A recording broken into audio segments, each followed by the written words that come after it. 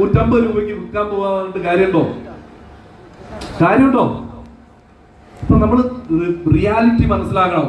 നമ്മളെ തലയിൽ സ്റ്റഫ് ഉണ്ട്, നമ്മളത് ചിന്തിക്കണം ഒരു പ്രോജക്റ്റ് വരുന്ന സമയത്ത്. അപ്പൊ നമുക്ക് മുമ്പിലുള്ള ഒരു ജനതയെ നമുക്ക് കൃത്യമായിട്ട് അവയർനെസ്സോട് കൂടി കൊണ്ടുപോകാൻ പറ്റണം. നിങ്ങൾ ഇതുവരെ ചെയ്ത ക്രിപ്റ്റോ പ്രോജക്റ്റ് അല്ല. ഏതോ ഒരു കമ്പനി സിഇഒ ഉണ്ടോ ചോദിച്ചാൽ അറിയില്ല, രജിസ്ട്രേഷൻ ഉണ്ടോ ചോദിച്ചാൽ അറിയില്ല, എക്സ്ചേഞ്ച് ലിസ്റ്റ് ചെയ്തില്ല. ഇതൊന്നും അല്ല ക്രിപ്റ്റോ. ഇവിടെ അപെക്സ് സ്റ്റോക്ക് എന്നുള്ള പ്രോജക്റ്റ് നിങ്ങൾ മനസ്സിലാക്കുക. ഇന്ന് 1.5 വർഷമായിട്ടേ ഉള്ളൂ കമ്പനി സ്റ്റാർട്ട് ചെയ്ത്. ശരിയാണോ?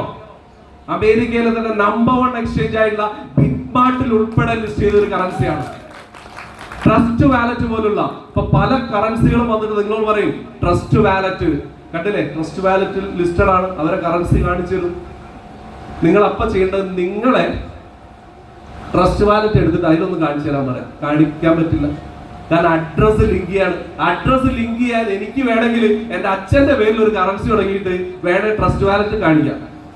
ഞാൻ പറഞ്ഞു സത്യം, അച്ഛന്റെ പേരാ സത്യം എന്ന് പറഞ്ഞ കറൻസി തുടങ്ങിയിട്ട് എന്ത് ചെയ്യാം, നാളെ ട്രസ്റ്റ് വാലറ്റ് ഞാൻ കാണിച്ചു തരാം. നമ്മളെ പറ്റിക്കാണ്. നിങ്ങൾ ലോകത്ത് ഏതൊരാളുടെ ട്രസ്റ്റ് വാലറ്റ് എടുത്താലും APX എന്ന് അടിച്ചാൽ ആ ലോഗോട് കൂടി അപെക്സ് സ്റ്റോക്ക് കാണുന്നുണ്ടെ മനസ്സിലാക്കുക, അത്രയും പവർഫുൾ ആയിട്ടുള്ള ഒരു കൺസെപ്റ്റ് ആണ്. കഴിഞ്ഞ ദിവസം അബിൽ സാറ് എടപ്പാട് വന്നപ്പോ സാറ് ചോദിച്ചു, ഇതുപോലെ 5 എക്സ്ചേഞ്ച് ലിസ്റ്റ് ചെയ്തിട്ട് ട്രസ്റ്റ് വാലറ്റിലും ലിസ്റ്റ് ചെയ്ത ഒരു കറൻസി നിങ്ങൾക്ക് ഇതുപോലെ ബിസിനസ് ചെയ്യുന്നത് കാണിച്ചു തരാൻ പറ്റുകയാണെങ്കിൽ ഞാൻ എന്റെ ഷെയർ നിങ്ങൾക്ക് എഴുതി തരുന്നുള്ളൂ. ഇതിലും വലിയ കോൺഫിഡൻസ് നമുക്ക് വേണോ? ഇതിലും വലിയ കോൺഫിഡൻസ് വേണോ? നിങ്ങൾ ഏതൊരു കറൻസി കാണിച്ചാ ട്രസ്റ്റ് വാലറ്റ് ലോഗോ അപ്രൂവ് ചെയ്ത് ലിസ്റ്റ് ചെയ്ത് 5 എക്സ്ചേഞ്ച് ലിസ്റ്റ് ചെയ്ത് സ്റ്റിൽ ഇന്ന് വരെ 1.5 വർഷത്തിനുള്ളിൽ ഈ രീതി ഡെവലപ്പ് ചെയ്ത ഒരു കറൻസി കാണിച്ചു തരാൻ പറ്റുമോ? ഇല്ല. പിന്നെ എന്തിനാ നമ്മൾ പേടിക്കുന്നത്? നമ്മൾ ആളുകളുടെ മുമ്പ് പോയി പറയുമ്പോ നമ്മളെ നോളജ് ഇല്ലായിട്ടല്ലേ പ്രശ്നം. എന്നോട് ഒരാൾ ബിസിനസ് പറയാൻ വന്നിട്ടുണ്ടെങ്കിൽ അവനെ അവിടെ ക്ലോസ് ചെയ്തിട്ടേ ഞാൻ വിടുള്ളൂ. മിനിമം അവൻ ഇന്ന് ചെയ്യുന്ന പ്രോജക്റ്റ് അവൻ ചെയ്യാതെ പോകുള്ളൂ.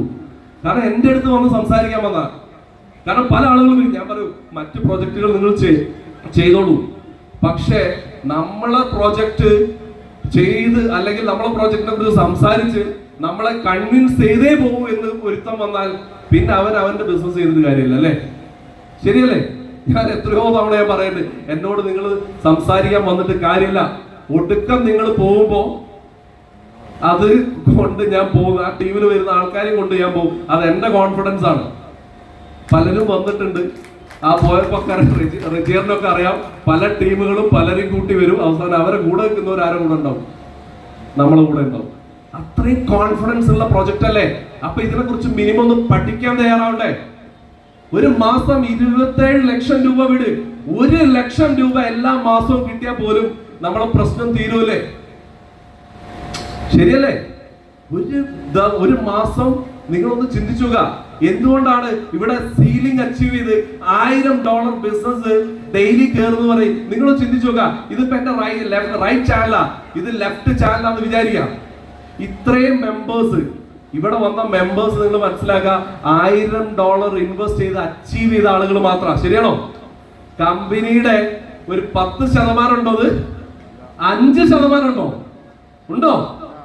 ഇല്ല. ആ മെമ്പേഴ്സിന് ഞാൻ പറയാണ്, ഇത്ര ആളുകൾ വിചാരിച്ചാൽ ഒരു 9 ലക്ഷം രൂപയുടെ ബിസിനസ് ഒരു ദിവസം നടക്കൂലേ? ഇത്ര ആള് വിചാരിച്ചാൽ 9 ലക്ഷം നടക്കൂലേ? എനിക്ക് കിട്ടുമോ $1000 ഡെയിലി? 90,000 രൂപ കിട്ടുമല്ലേ? സിമ്പിളാ ബിസിനസ്. അതാണ് ഇവിടെ നാസർ സാർ പറയുന്നത്, നിങ്ങൾ $50 ഇടി. മൂപ്പർക്ക് 10 ലക്ഷം 20 ലക്ഷം ഇടാൻ പറയില്ല, $50 ഇട്ടാ മതി. ഈ $50 ഇടുന്ന എത്ര പേരുണ്ടാവും? 20 പേര് $50 ഇട്ടാ എത്രയായി? 1000 ഇങ്ങനെ എത്ര പേരുണ്ടാവും?